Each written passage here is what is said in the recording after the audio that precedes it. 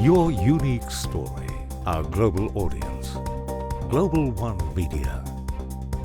Welcome to Global One Media's Stocks to Watch, a platform for investor-focused exclusive interviews with leaders of public companies. I'm your host, Michelle Martin, and today we welcome Giulio Bonifacio, Executive Chair of Alta Copper. They're a leading copper developer. Their stock is listed in Toronto and Lima, and their shares can also be traded over the counter in the United States. Giulio, thank you for being here. Thanks, Michelle, for having us today. Very much appreciated. Great to meet you. Yeah. Alta Copper is a significant player in the copper exploration sector. You've been in the sector for a number of years, Giulio. Many countries consider copper a strategic raw material. Help us understand why copper is indispensable in the global green energy transition. Well, first off, if you look at what's occurring from a supply-demand standpoint, and you look at globally what's occurred, it does take a significant amount of time to discover a project and take it ultimately into production. And so there has been very, very few copper projects brought online. Now, if you layer into that the EV thematic and decarbonization, and the mere fact that you need copper, for pretty much everything. And so you look at what occurs on wind farms, solar, you look at the electrical vehicles, it consumes 3 times the amount of copper that your standard vehicle consumes. And so, there's going to be a big shortfall that takes place. And I think once the world economies start to get back on track, and of course, we've seen some slowing growth, but, over a period of time, if you truly want to hit the EV thematic and decarbonization and layer in, existing uses of copper, all the pundits that look at this worldwide appreciate that this is a critical commodity. There's other commodities as well that layer into the critical metal space, but in my mind, copper is on top of that list. Both in terms of existing usages, but also in terms of what it represents on a go-forward basis as we move into the green EV thematic space that we're all desiring to do. Looking ahead, Giulio, where do you think the copper market is headed to, maybe in the medium to long term? Well, we did see it trade at close to $11,000 a ton about 15 months ago. I think we'll get back to those levels. I think what you've seen, though, in terms of the world economy, is you looked at the need to control inflation. You look at the slowing growth in China. I think over a period of time, once growth resumes, and it is starting to do that, there's various initiatives that are being put in place. And then you layer in demand side of the equation. You look at the number of electrical vehicles that are being purchased. You look at the conversion into green energy.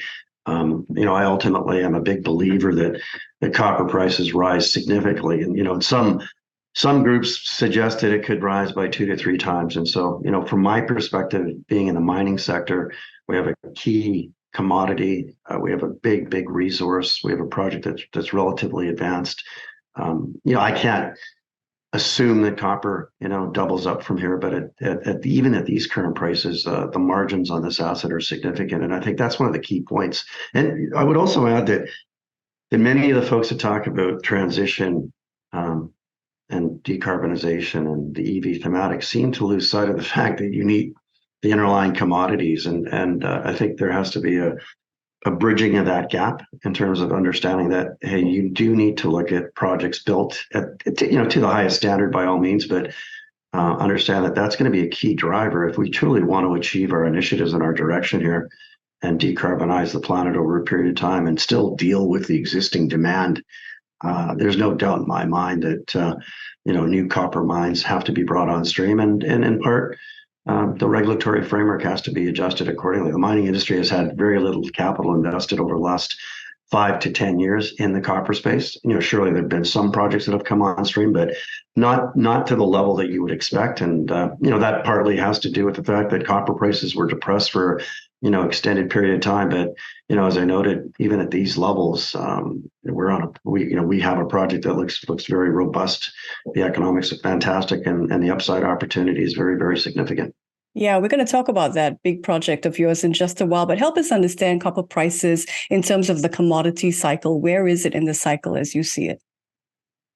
I think we're at the very beginning. On this new phase, I think we're into a super commodity cycle here. I think that you'll start to see it change dramatically. One can never predict timelines exactly, but I think we're at the very beginning of a cycle that sees copper prices move significantly higher. But again, having a project that already at these price points make good sense operationally and economically in terms of the ultimate economics, and we can touch on that appropriately as needed. But again, there's no secret that there was going to be a period in time that we moved to deficit on the copper front, but now you've layered in, the EV thematic, the decarbonization, and the desire, to move in that direction is simply just going to add another layer to it. And I think you'll see that be very clearly demonstrated here in the coming months and coming years, without a doubt. And where do we sit in the next 3 to 5 years? And I think that's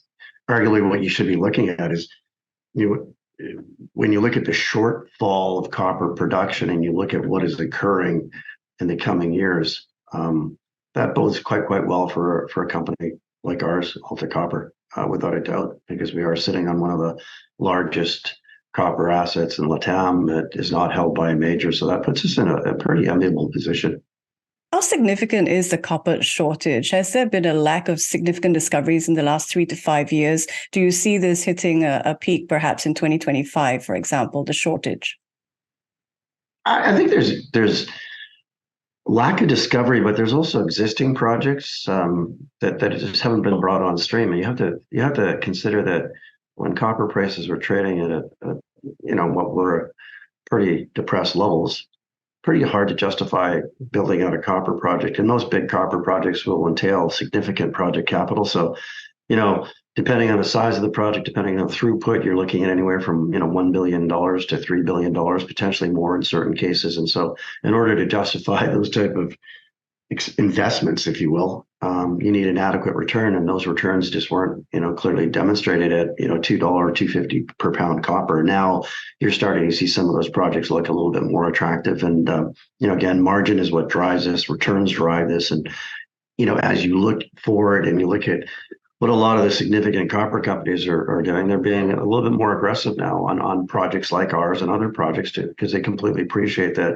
there is an adequate return to justify payback of their capital. But, anytime you're making a capital investment of $1 billion to $2 to $3 billion, and depending on where you sit within that range, you have to justify, the returns. And, when copper trades, we can speak in terms of dollars per ton, but $4,000 to $5,000 per tonne, which equates to about $2 to $2.50 per pound copper. That just didn't make any sense. The returns weren't there. You need projects that can, sit there, generate a return, wash their face in simple terms, to use a layman's term, but also provide payback of capital.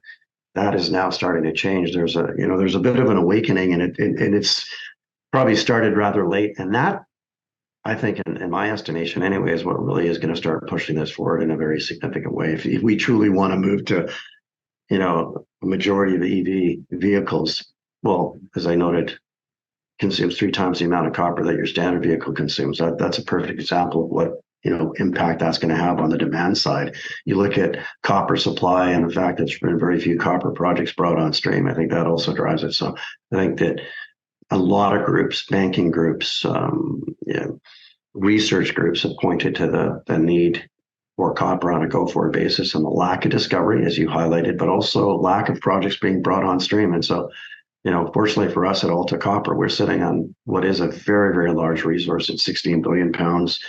It's got significant expansion potential, so it could arguably be a generational resource, subject to further drilling, which we're intending to do.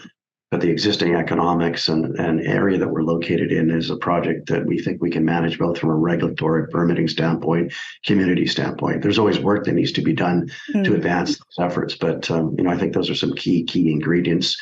And it's not like we have to start with a blank page. We've got a significant amount of work that's been done on this project over the last 20 years.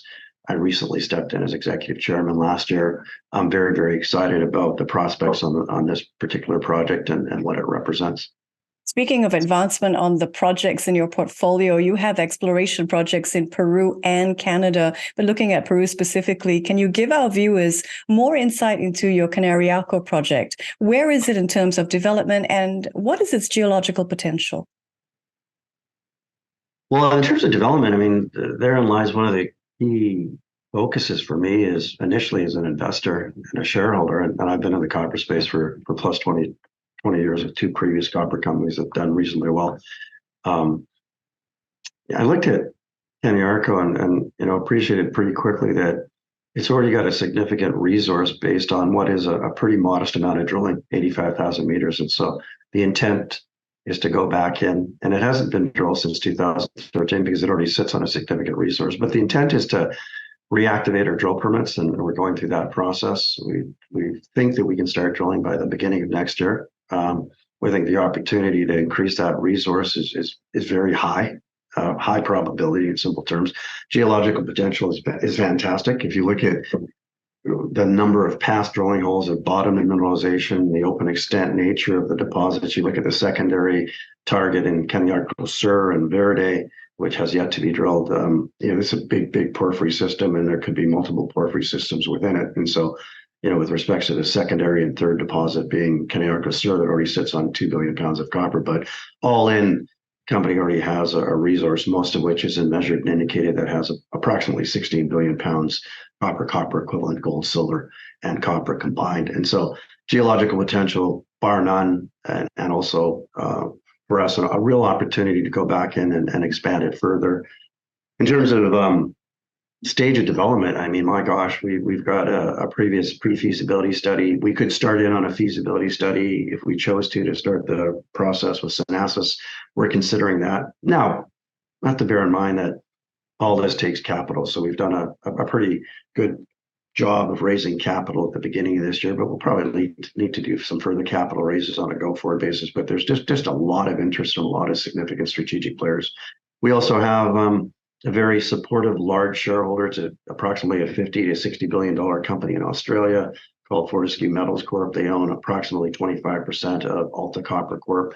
There's a clear reason for that. They also have looked at critical metals. They understand the importance of it. The chairman of that company is very focused in on the EV thematic, and decarbonization as something that needs to be done. And so I think globally as a group, they're looking at a lot of different projects, but they've already stepped into this one and have been nothing but supportive. And we also have two of their nominees on our board that we have a 7-person board. They represent two, both very significant senior officers within that company. So I think that's part and parcel of what we're focused in on. It's, how do we get this project to the next stage? But it's not early stage, and I want to be very clear about that. It's not like we're conducting an exploration program and hoping for discovery. We've already made the discovery. Now it's more about how do we mitigate the risk further? How do we expand upon the existing resource? Because I think that's going to be a real value driver for us, and that will be a focus, in the coming year. Well, as I noted, likely in the beginning of 2024, in and around that range, we'll start drilling again. Economic studies, pre-feasibility study was done in 2011. We did a preliminary economic assessment last year. We're going to optimize the study further in the coming months. That'll be a major catalyst for us. And that's going to lead us into having more fruitful discussions with a lot of different groups. We're in northern Peru.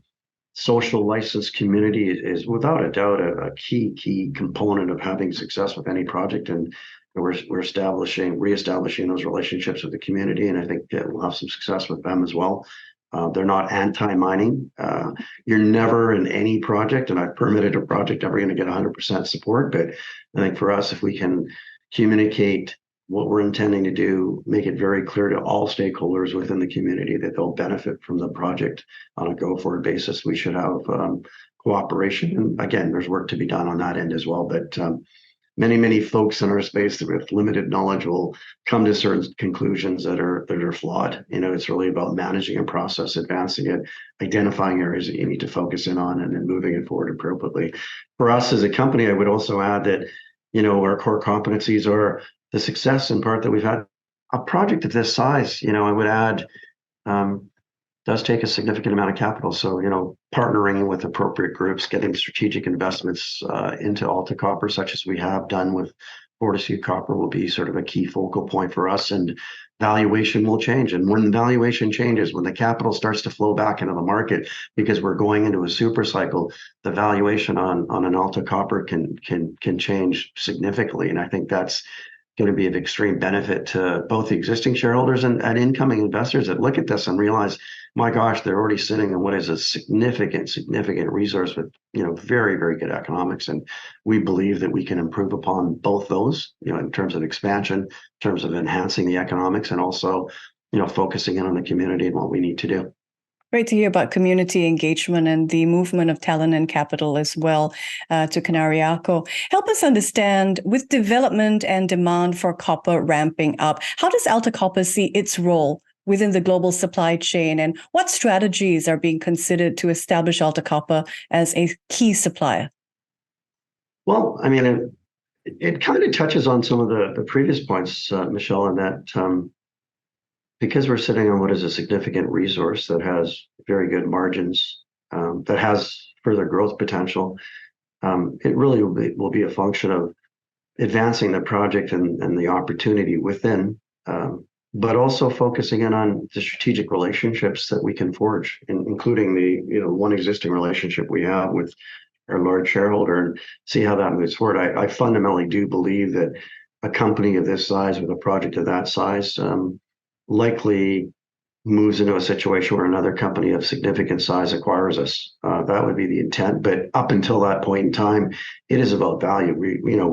Our fundamental role here is to create value for all investors and shareholders. But from a supply perspective, this is going to be a key project on a go-forward basis. And there is work to be done, as you'd expect on any exploration or development asset. But this is advanced development.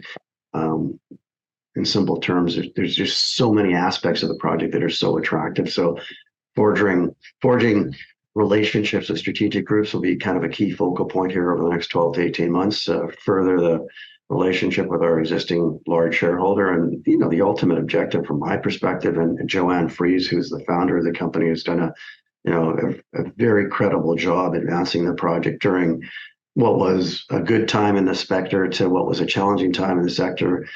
She hasn't put any burdens on the project. She has made a lot of right decisions. She's got fantastic relationships with the community that we're fostering and improving upon by way of capital and showing them how they benefit. I think at the end of the day, it really is, how do we put this project in the best light so that we can actually, create value for all stakeholders and not look at, selling the project at a deep discount. There was some commentary on the company because of a large shareholder that we would look at selling it at a discount. None of us want to do that. It's really about continuing to do what we can do, focus in on our core competencies and add value, and then appropriately at the right time, completely appreciate that, a project that's going to cost you, and I'm giving you general numbers, we could get into details, but that's not appropriate for this forum of discussion.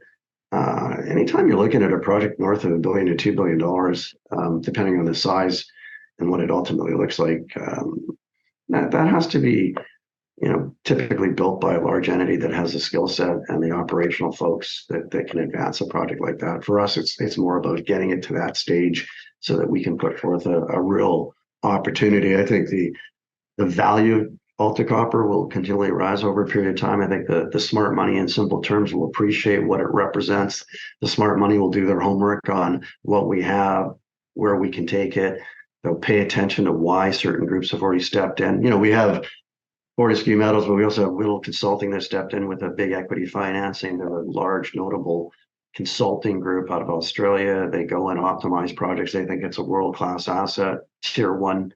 There's work to be done to, achieve that statement. But I think that there's a real opportunity, and, we're not starting, from what is and what you see typically with many companies, an early stage exploration asset. We're well advanced upon that. And that was one of the attractions for myself personally as a shareholder. Again, I've been founded a previous company that's permitted and producing or will be producing in Nevada. I retired from it in 2018, stepped into another company that's doing rather well, and had the opportunity to step into this company. I do like the copper space. I appreciate what that commodity represents. It is a critical metal. It is going to be needed in a very significant way, and there is, without fail, going to be a shortfall. And you have to look at it from that standpoint. When there's that shortfall and there's this supply deficit, what occurs? Commodity prices rise, and when the capital starts to flow back in, because everyone starts to realize, from the automobile makers, to all the different folks in the space that are focused in on, solar and wind and the need for copper, across several platforms. In fact, everything that we see typically involves some component of copper. That will all drive to a higher commodity price, which will change valuations. And it's going to be a very exciting transition that we experience in the coming years, in my estimation. Such a critical raw material, and so great to have your insights with us today. Giulio Bonifacio, Executive Chair of Alta Copper, thank you so much for being with us here on Stocks to Watch. Thank you so much, Michelle, for your time today.